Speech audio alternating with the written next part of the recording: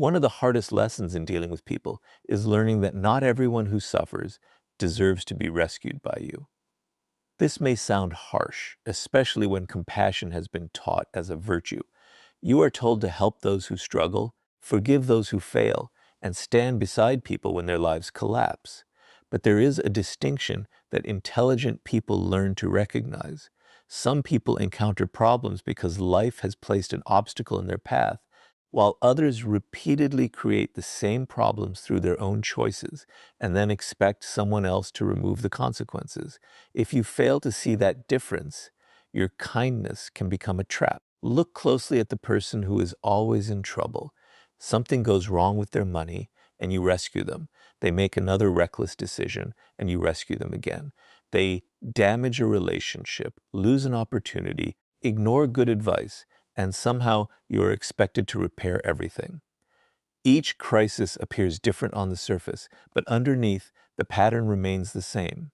They create the problem, you solve the problem, they repeat the behavior. Eventually, you must ask yourself whether you are actually helping them or simply protecting them from the lessons their own behavior is trying to teach. Consequences are not always cruelty. Sometimes consequences are education.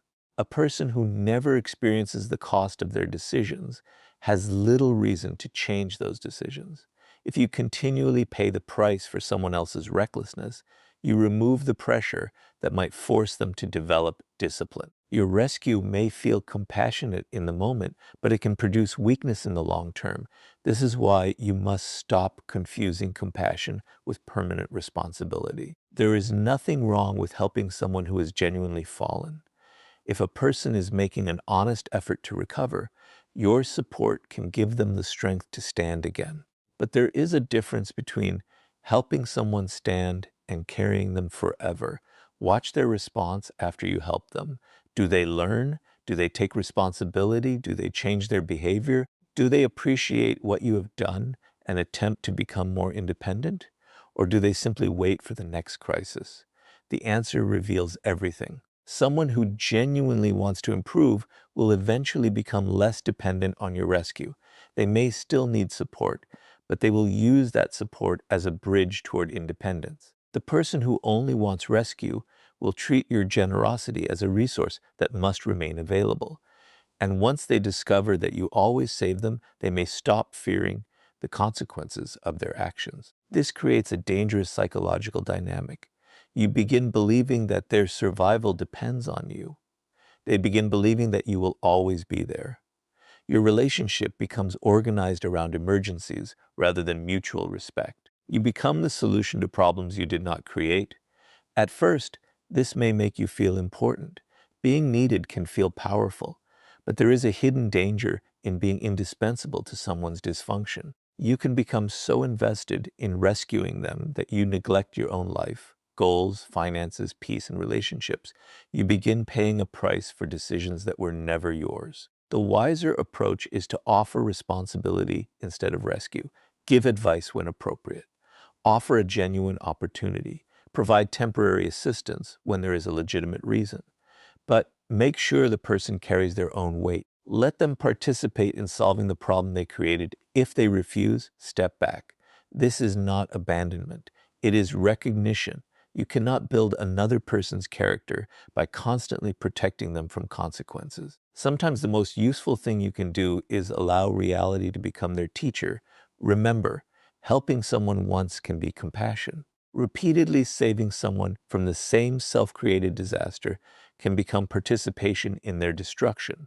Now the difference, and protect your own strength while you help others rise. Trust is one of the most valuable forms of power you can give another person, because when you trust someone, you give them access to things that the rest of the world cannot see. You reveal your weaknesses, your plans, your fears, your resources, and sometimes the parts of yourself you would never expose to a stranger. This is why betrayal is more dangerous than ordinary disagreement. A disagreement challenges your opinion. Betrayal exploits your openness. And once someone has repeatedly betrayed your trust, you must stop confusing forgiveness with continued access. There are people who make mistakes once and genuinely regret them. There are also people who betray you repeatedly, apologize when confronted, promise that they have changed, and then eventually repeat the same behavior. These two situations are not the same. The first may deserve another chance, the second requires distance. You must learn to study patterns rather than promises. Anyone can say, "I would never do that again." Anyone can become emotional, apologize, and ask you to forget what happened. Words are easy when someone fears losing access to you. The real question is what they do after the apology. Do they change their behavior? Do they become more honest? Do they respect the boundaries they previously violated? Do they accept responsibility without blaming you? Or do they simply wait until the tension disappears before returning to the same behavior? This is where many people become trapped. They want to believe that the person they trusted is still the person they imagine. They remember the good moments. They remember the history. They remember every time that person helped them in the past.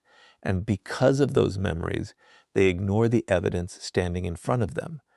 But history does not erase patterns. Someone can have been good to you once and still become dangerous to trust today. You do not need to hate them. You do not need revenge. You do not even need to expose them.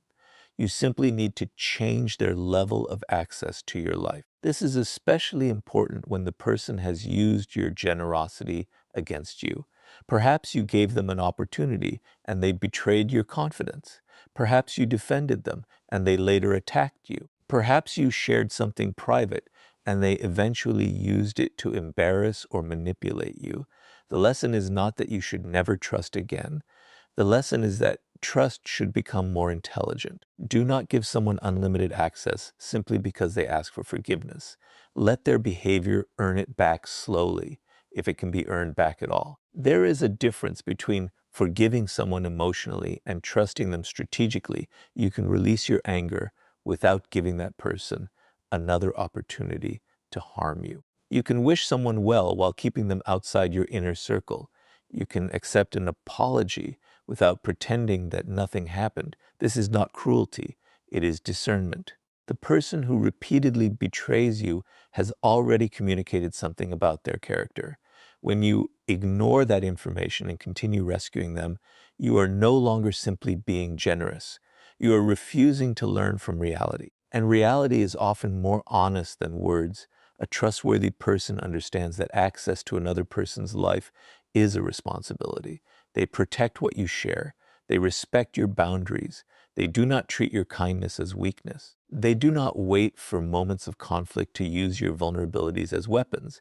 But someone who repeatedly betrays you has shown that they value their immediate advantage more than your trust. Do not give them endless opportunities to prove the same lesson. Your loyalty should have limits. Your forgiveness can be generous, but your access should be earned. When someone demonstrates repeatedly that they cannot be trusted, the strongest response is not revenge. It is distance. Protect your trust, because once you understand its value, you will stop giving it to people who have already shown you what they will do with it. There is another kind of person you must learn to recognize before you keep giving them your time, resources, and protection. The person who only appears when they need something from you.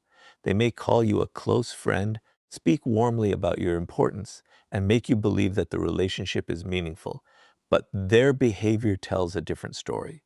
When everything is going well, they are difficult to find. When they need money, advice, a connection, a favor, a place to stay, emotional support, or someone to solve a problem, suddenly they remember exactly where you are. This pattern is easy to miss because people naturally want to believe that their relationships are genuine. You remember the conversations, the laughter, the history you share, and the moments when you helped each other. But a relationship should not be measured only by how someone behaves when they need you. It should also be measured by how they behave when you need nothing from them and they need nothing from you. Watch what happens when there is nothing for them to gain. Do they still contact you? Do they ask how you are doing? Do they celebrate your progress? Do they offer support without being asked? Do they remember the things that matter to you? Or does the relationship become silent until another problem appears? The difference between friendship and dependency is often revealed in these quiet periods. A person who genuinely values you wants your presence, not simply your resources. They may ask for help, but they also understand that you have your own responsibilities. They do not make every conversation about their crisis. They do not treat your generosity as an unlimited supply. They understand that your time, money, energy, and knowledge belong to you, but the person who sees you primarily as a resource behaves differently. They may become unusually friendly when they need something. They may remind you of how long you have known each other before making a request. They may make you feel guilty for saying no. They might say, "I thought I could count on you," as though your refusal is a betrayal. This is where you must be careful. Being able to help someone does not mean you are obligated to help them every time. Your resources are not public property simply because you have more than someone else. Your kindness does not create a permanent debt, and your past generosity does not guarantee future access. Sometimes the most revealing test is to say no. You do not need to be rude. You do not need to give a long explanation. Simply decline and observe what happens next. A genuine person may be disappointed, but they will respect your decision. A person who only values what you provide may suddenly change their attitude. They may become cold, angry, manipulative, or disappear completely. That reaction gives you information. Never underestimate the value of information. When someone leaves because you stopped providing benefits, they may have done you a favor. They have revealed the true structure of the relationship without requiring you to spend years discovering it. This does not mean you should become selfish or refuse everyone who asks for help. Generosity is powerful when it is intentional. There will always be moments when someone genuinely needs assistance, and helping them can be meaningful. But generosity should create strength, not permanent dependence. Help people who are trying to help themselves. Support people who are willing to carry their share of the burden. Give opportunities to those who use them responsibly. But do not become the permanent solution for someone who refuses to develop the ability to solve their own problems. Your resources should strengthen relationships, not define them. The more successful, capable, or generous you become, the more carefully you must choose where your resources go. Not everyone who needs you deserves unlimited access to you. Some people will approach you because they value you. Others will approach you because they value what they can obtain from you. Learn to recognize the difference. Because when you stop allowing people to treat your generosity as an unlimited resource, you discover who actually values you and who was only waiting for their next favor. There is a particularly dangerous kind of relationship you must learn to recognize. The person who accepts your help while secretly resenting your success. This person may smile when you succeed, thank you when you assist them, and remain close enough to benefit from your strength, yet beneath the surface there may be a quiet comparison taking place. They are measuring themselves against you, and every improvement in your life becomes a reminder of what they believe they lack. This is where generosity can become complicated. You may think, if I help this person succeed, they will appreciate me. But appreciation is not guaranteed simply because you have been generous. Some people do not experience another person's success as inspiration. They experience it as a threat. Watch what happens when you begin to rise. When your career improves, do they celebrate you or immediately search for something wrong? When you accomplish something difficult, do they congratulate you or explain why it was not as impressive as you think? When you become more confident, do they encourage that confidence or remind you of every mistake you made in the past? These patterns matter. A person who genuinely wants you to succeed can benefit from your strength without feeling diminished by it. They can stand beside you while you grow without constantly needing to compete. They can accept your advice without turning your success into a reason to attack you. But resentment creates a different dynamic. Someone may accept your help while secretly hoping you do not become too powerful. They may ask for your advice but criticize your achievements. They may depend on your connections while quietly questioning your abilities.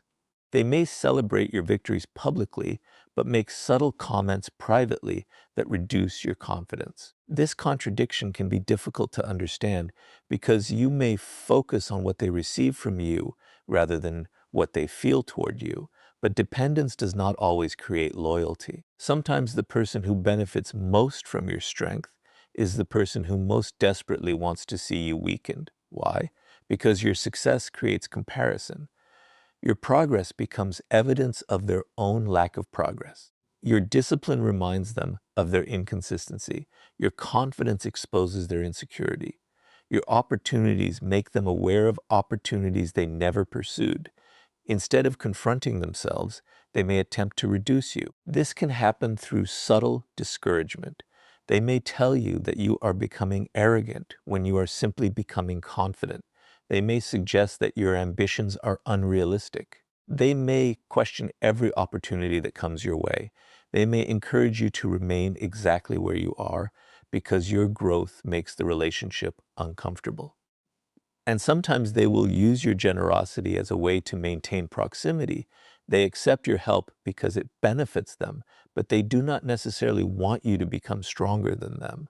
This is why you must understand the difference between helping someone and empowering someone who resents you. Help should not require you to make yourself smaller. You can give advice without giving away your position. You can offer an opportunity without becoming responsible for someone's entire future. You can support another person's growth without ignoring the signs that they secretly want yours to stop. Pay attention to reciprocity, but also pay attention to emotional reactions. When you succeed, who becomes genuinely happy? When you receive recognition, who becomes uncomfortable? When your confidence increases, who tries to bring you back to your old identity? These questions reveal more than dramatic confrontations ever could. Do not become paranoid. Not every person who disagrees with you is jealous, and not every criticism is resentment. A genuine friend may challenge your decisions precisely because they care about your future. The difference is that honest criticism is intended to make you stronger, while hidden resentment often seems determined to make you smaller. If someone repeatedly benefits from your generosity while simultaneously undermining your progress, reconsider the relationship. You are not required to destroy them. You are not required to expose them. You simply need to stop giving unlimited resources to someone who does not genuinely respect your growth, because the person who needs your strength but resents your power should never receive unlimited access to either. There is another kind of person you must learn to stop rescuing, the person who refuses to change. This is one of the most difficult situations to recognize because, at first, their struggle may look genuine. They may tell you about their problems, their difficult circumstances, their disappointments, and everything that has gone wrong in their life. You listen because you care. You offer advice because you want them to improve. You give them another opportunity because you believe people deserve chances. But eventually you must ask a harder question. What are they doing with the chances you keep giving them? A person can make mistakes without being a bad person. Everyone fails. Everyone makes poor decisions. Everyone reaches moments when they need support. The danger begins when failure becomes a permanent identity and responsibility is continuously transferred to someone else. You help them solve one problem and another appears. You give advice and they ignore it. You create an opportunity and they waste it. You warn them about the consequences and they repeat the same behavior. Then they return to you expecting another rescue. At some point, the problem is no longer the crisis itself. The problem is the refusal to learn from the crisis. This is where many compassionate people become trapped. They believe that because they have the ability to help, they have the responsibility to help forever. They begin measuring their goodness by how much suffering they can absorb from other people. But your ability to rescue someone does not make their problems your responsibility. There is a difference between supporting someone who is trying to change and protecting someone who has decided not to. The person who genuinely wants to improve may stumble repeatedly, but you will see movement. They may make mistakes, but they take responsibility. They may fall, but they attempt to stand again. They may need assistance, but they do not expect you to carry them indefinitely. That effort matters. The person who refuses to change behaves differently. They explain why nothing is their fault. They blame their circumstances, their family, their friends, their employer, society, or anyone else available. Every solution you offer is rejected because they are not really searching for a solution. They are searching for relief without responsibility. And if you continue providing that relief, you may unintentionally strengthen the very behavior that keeps them trapped. Sometimes consequences are the only language a person understands. If someone refuses to manage their money, eventually they must experience the consequences of irresponsible spending. If someone repeatedly destroys relationships through dishonesty, they may eventually experience loneliness. If someone refuses to work toward a goal, they may eventually face the reality of remaining where they are. You do not have to make those consequences worse, but you do not always have to prevent them either. This requires emotional strength because watching someone struggle can make you uncomfortable. You may feel guilty. You may think, if I could help, why wouldn't I? But there is another question you must ask. Will my help actually help them become stronger, or will it simply allow them to remain the same? That question protects you from becoming trapped in endless rescue. Your responsibility is not to save everyone from every consequence. Your responsibility is to use your strength wisely, give advice when it can be useful, offer opportunities when someone demonstrates commitment, support genuine effort, encourage